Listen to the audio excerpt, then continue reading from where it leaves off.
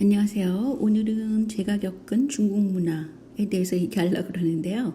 이 밴쿠버, 제가 살고 있는 밴쿠버에는 원래 그 중국계 이민자들의 숫자가 굉장히 많고 그 이후에 홍콩에서 이민 온 그런 분들도 많아요. 근데 이제 중국 이민사를 보면 약 100년도 넘었다 그러죠. 그 캐나다 전 북미에서 철도를 놓는데 동쪽에서 서쪽으로 철도를 놔야 되는 그런 입장이었어요. 그래서 중국계 노동자들이 그때 값싼 노동력을 위해서 이제 북미에 진출하게 된 거죠. 그런데 이제 그분들이 이 서쪽에 철도 공사가 끝나게 되는 지역이 밴쿠버입니다. 그래서 그뿐 아니라 A1 그 국도가 건설이 끝나는 것도 이 밴쿠버예요. 그래서 여기에 최종지로서 그분들이 모여 살게 되는데 그래서 이민자가 된 거죠. 그리고 일본 이민자들도 약 100년 이상 됐어요. 그 사람들은 어업에 종사를 하거나 또는 방앗간 노동자로 많이 진출을 했었다고 그래요. 근데 이제 그분들, 일본 사람들은 조금 이 서양인들과 섞여서 이렇게 사는 편인데 중국 사람들은 자기 고유한 문화를 되도록이면 뚜렷이 갖고 있으려고 그런 습성이 있습니다. 그러니까 융합돼가지고 거기서 살지를 않고 자기 문화를 고수한다는 것이죠. 그거는 이제 역사적인 배경 정도 될까요? 그런데 제 개인적인 경험은 2002년도에 제가 여기 올 때는 여기 주립대학 대학생으로 나이가 많지만 한국에서 어플라이를 해가지고 이제 받아들여져가지고 주립대학에 들어오게 됐어요. 근데 제 애들이 둘 있어서 걔네들하고 같이 유학생으로 오게 됐습니다. 2002년도에. 그런데 이제 들어간 학과는 비즈니스 마케팅 그런 코스였어요. 근데 이 주립대학은 굉장히 유명세를 달리더라고요. 저도 한국에서 몰랐는데 이 대학만 나오면 무조건 취직이 90% 이상 된다. 이런 걸로 유명하고 공부가 너무 빡센 그런 단과 대학이죠. 그런 대학인데 이제 정부에서 서포트를 하는 그런 대학이었어요. 근데 들어가 보니까 중국계 유학생들이 5명 정도 되고요. 제가 이제 한국 사람 있고 미국에서 공부를 하다가 온 한국 사람 젊은 유학생이 하나 있고요. 나머지는 백인이 서너 명 있고 그런 상태였어요. 한 클래스에. 그런데 이제 백인들은 수학을 잘 못해요. 그래서 비즈니스 수학 같은 경우는 허덕허덕거리고 겨우겨우 커트라인 넘고 이런 상황이고요.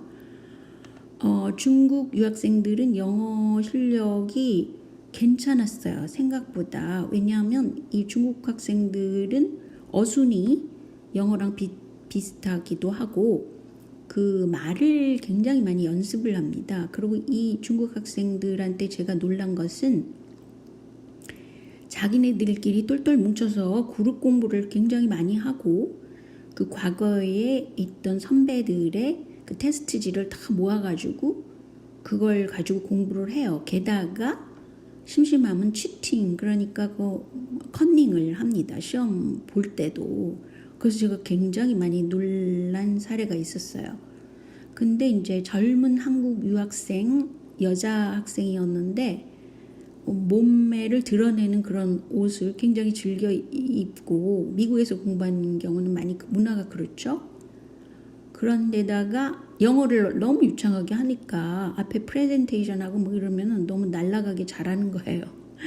그랬더니 중국 애들이 이 시기와 또 질투 때문에 그랬는지 몰라도 이 한국 여학생이 프레젠테이션 할 때는 다 엎드려 있어요. 근데 어떻게 교수가 있는데도 그거를 그렇게 하더라고요. 근데 이제 그거 보고 굉장히 제가 놀랬죠. 왜냐하면 이 프레젠테이션 점수 분위기 뭐 이런 것도 중요하니까요.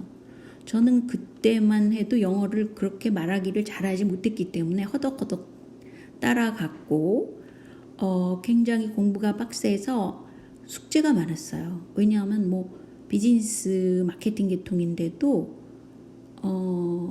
경제 원론 1, 경제 원론 2 뭐 이런 것도 가르쳐요. 그래서 그거 따라가기가 너무 힘들어서 새벽에 공부를 일어나서 하고 막 이랬는데 제 평생 공부를 꽤 많이 한 사람인데도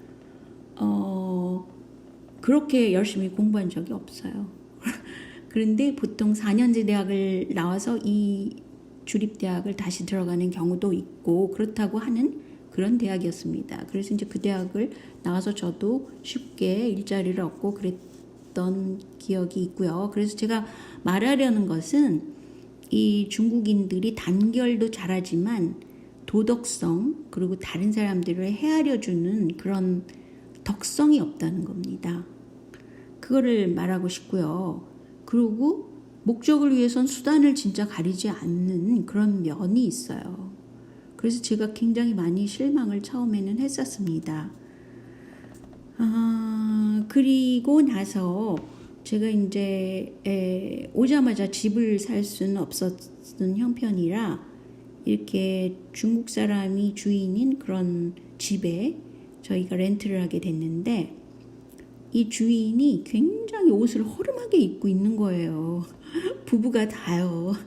그래서 내가 어머 어떻게 이런 사람들이 이 집을 큰 집이었는데 그 집을 소유할 수 있을까 의아했는데 나중에 알고 보니까 이분들은 식당을 뭐 3개를 경영하는 뭐 그런 사람들인데 나중에 이제 들은 바에 의하면 중국 사람들끼리도 돈이 많다는 걸 자랑하면 위험하다는 거예요. 뭐 깽단도 있고 또 도둑도 들을 수 있고 그래서 자신이 갖고 있는 부를 자랑하지 않는 게 특징이더라고요. 이 사람들이. 그래서 의외로 겉보기로는 굉장히 실용적으로 보이지만 자신이 굉장히 부자라도 그것을 과시했다가는 사건이 난다 이렇게 생각하는 그런 면이 좀 있더라고요.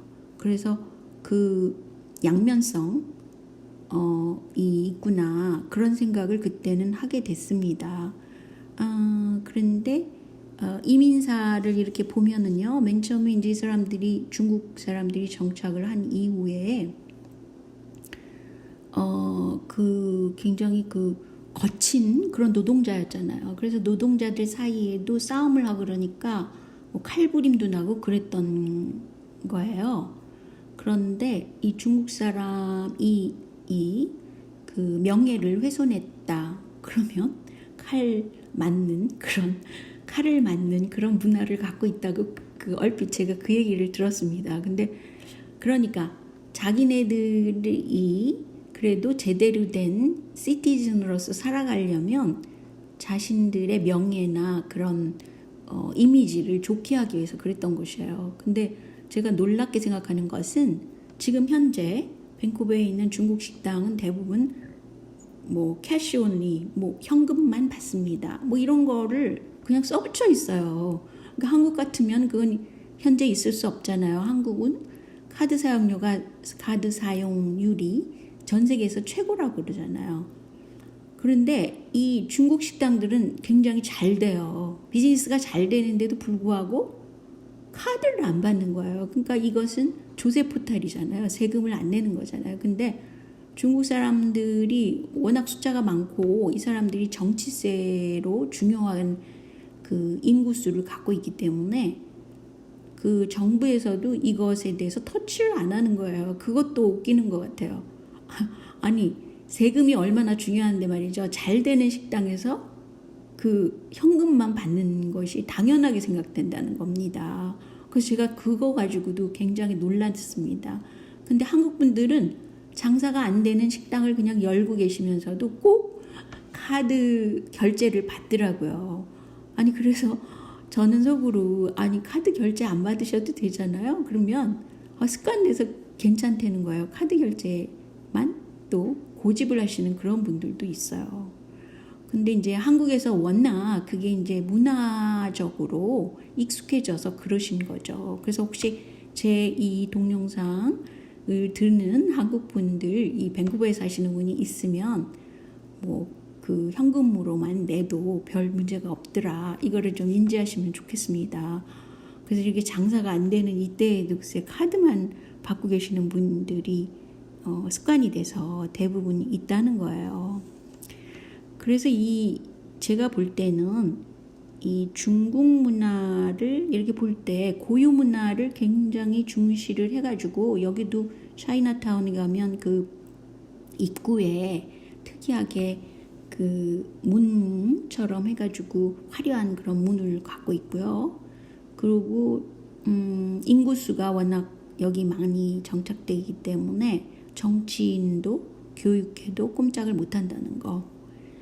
그리고 이 사람들이 이민자들이 교육은 한국 그 교육열하고 거의 비슷하게 홍콩계가 그런데요. 그 사교육도 시키면서 굉장히 열심히 교육들을 시켜요. 그런데 여기 밴쿠버에는 대학 커트라인이 입학 커트라인이 계속 올라가고 있습니다. 그 이유는 이 중국계 학생들이 자기네들끼리 경쟁을 그렇게 심하게 한다는 거죠. 근데 제가 볼 때는 학생들의 행복 또 즐거움 그런 거는 좀 부족하지 않나. 이 어렸을 때 이 키워지면서 뭐 사교육도 받아야 되고 굉장히 엄마한테 엄격한 교육을 받아야 되고 그렇기 때문에 몰라도 이 자기 자율성이라든지 즐거움을 찾는 그런 게 좀 약하지 않나. 저는 개인적으로 그렇게 생각했습니다. 워낙 제 애들은 그냥 사교육 없이 그냥 자기가 원하는 대로만 커왔기 때문에 그래도 현재 잘 지내고 있으니까 무탈하죠. 저는 원하는 게 전에도 한번 말씀드렸었지만 저희 애들이 중산층으로 살아가기를 원했고 한 애가 좀 뛰어난 애였는데 미국으로 유학을 뭐 갈 수도 걔는 있었는데도 자기가 그냥 중산층으로 살겠다고 그러더라고요. 왜냐하면 제가 교육의 목적은 뭐냐면요. 그 인간이 느낄 수 있는 희로애락을 느끼는 거. 그러니까 뭔가 부족한 점이 약간 있는 거. 그런 상태는 중산층이라고 보기 때문에 애들한테 교육적인 욕심을 저는 한 번도 부린 적이 없습니다. 근데 이제 공부를 태어나서부터 잘하는 애가 하나 있고 한 애는 뭐라 그러나요? IQ는 뛰어난데 너무 섬세해가지고 항상 문제가 많은 그런 애가 있어요. 딸이. 그래가지고 그 둘을 교육하는데 저 나름대로 그 정신적인 고통이 많았었지만 그래도 지금은 그 시티즌십이 여기는 있잖아요. 남을 해코지 안 한다든가 뭐 약간 영국 스타일이죠. 영국의 그 스타일이 좀 있기 때문에 그런지 몰라도 교육의 그 문화가 굉장히 건전하게 잘 돼 있다고 저는 생각하고요. 선생님들이 굉장히 그 수준이 높다고 볼 수 있어요. 그리고 그 OECD 기준에서 이 캐나다는 교육 수준이 높은 편이에요. 한국보다는 못하겠지만요. 자, 그래서 제가 강조하고 싶은 거는 중국인들은 단결을 잘한다. 자기 고유의 문화를 고수하려고 그런다. 그렇지만 덕성이 부족하고 도덕성이 없다. 그래서 어떤 때는 굉장히 당황스럽다는 거죠. 자, 오늘은 여기까지만요. 안녕히 계세요.